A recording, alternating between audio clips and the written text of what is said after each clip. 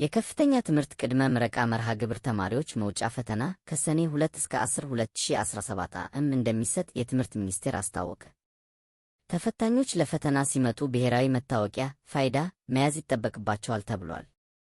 ግንቦት 27 2017 ዓ.ም የከፍተኛ ትምህርት ዘርፍ የአካዳሚክ ጉዳዮች መሪ ሥራ አስፈጻሚ ኤባ ሚጀና ዶክተር እንደገለጹት 2017 የዩኒቨርሲቲ መውጫ ፈተና ከሰኔ 2 እስከ ሰኔ 10 2017 ዓ.ም በ51 ዩኒቨርሲቲዎች በተዘጋጁ 87 የፈተና ማዕከላት ይሰጣል።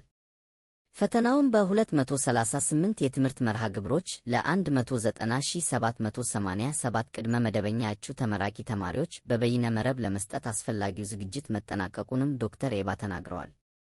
ለፈተናው 102,360 ተማሪዎች ለመጀመሪያ ጊዜ 88,422 ተማሪዎች ደግሞ ዳግም የሚፈተኑ መሆናቸውን መሪ ሥራ አስፈጻሚው ገልጸው ተማሪዎች ወደ ፈተና ማዕከላት ሲመጡ አገር አቀፍ ፋይዳ ብሔራዊ መታወቂያ መያዝ እንደሚጠበቅባቸውም ኃላፊው አስገንዝበዋል።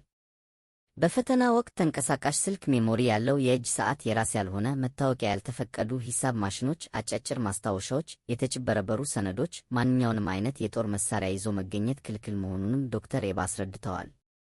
ከላይ ከተጠቀሱት በተጨማሪ አደንዛዥ ዕፅ ተጠቅሞ መምጣት ከፈተና አስፈጻሚዎች ጋር አሉታዊ ተጽዕኖ ያላቸው ውዝግቦችን መፍጠር፣ ያለመታወቂያ ካርድ ወደ ፈተና ማዕከል መሄድ፣ ያለ ፍቃድ ፈተና ማዕከል መገኘት፣ ለሌላ ሰው መፈተን ፍጹም የተከለከሉ ዲሲፕሊን ጥሰቶች መሆናቸውንም ገልጸዋል።